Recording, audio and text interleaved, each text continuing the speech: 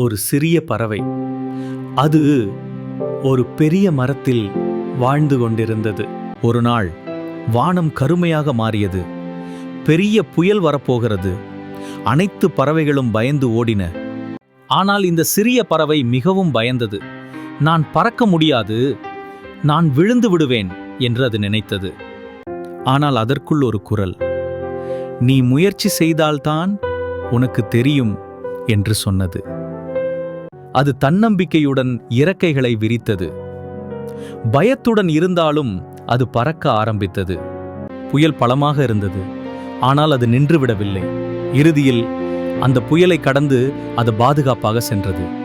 பயம் இருந்தாலும் துணிவுடன் முயற்சி செய்தால் எந்த தடையையும் கடக்க முடியும்.